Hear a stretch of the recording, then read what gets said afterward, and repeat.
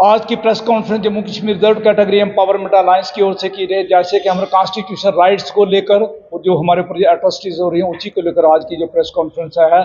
जैसे कि आज आपने देखा होगा कि जो हमारे जो कम्पिटिटिव एग्जाम होते हैं, पहले वहाँ पर रिलैक्स स्टैंडर्ड जो है वो अप्लाई किए जाते थे। जो मिनिमम क्राइटेरिया था, जो लोग हमारी जो रिजर्व सीटें वहाँ रह जाते थे वहाँ पर फिल कर देते, लेकिन आज वो रिलैक्स स्टैंडर्ड को ख़त्म करके हमारे लोगों को वो भी एक बहुत बड़ा धक्का लगा है। और उसके बाद जो हमारी रिजर्वेशन प्रमोशन ख़त्म कर दी, वो 2015 से ख़त्म है।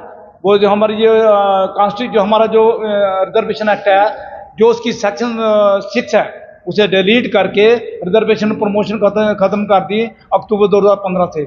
उसके लिए बहुत बड़ी स्ट्रगल की गई। सुप्रीम कोर्ट ऑफ इंडिया का जो है वो स्टेटस को भी आया, उसके बाद स्टे भी आया, क्लियर स्टे भी आया, लेकिन उसके बावजूद भी उन्होंने इम्प्लीमेंट नहीं किया।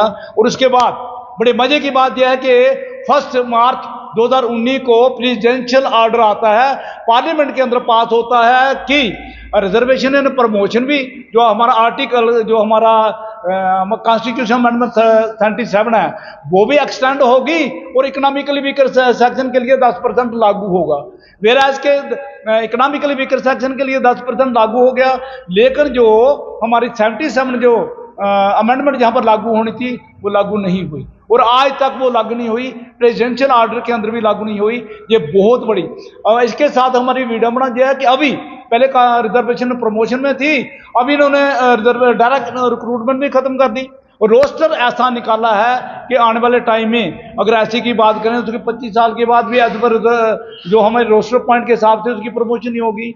तो इन अदर वर्ड्स ये है कि इन्होंने रिजर्वेशन एंड प्रमोशन तो खत्म कर दी, उसके साथ रिक्रूटमेंट भी इन्होंने खत्म कर दी है। अगर हम बात करेंगे ओबीसी की बात करेंगे, एक बहुत बड़ा कि झांसा दिया गया, जहां पर प्राइम मिनिस्टर ऑफ इंडिया ललकार रैली में जहां पर बोलते हैं, इलेक्शन के पहले जहां पर बोलते हैं कि जहां पर मैं भी ओबीसी हूं और आने वाले टाइम में मंडल कमीशन लागू हो जाएगी, 370 का खात्मा, एक नया इतिहास लिखेगा। लेकिन वो इतिहास कहाँ है?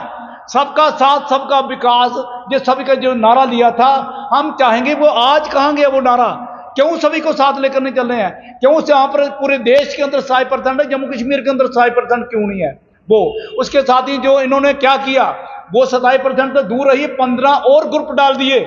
पहले 27 थे, उसके बाद 42 ग्रुप कर दिए, लेकिन रिजर्वेशन वही 4%।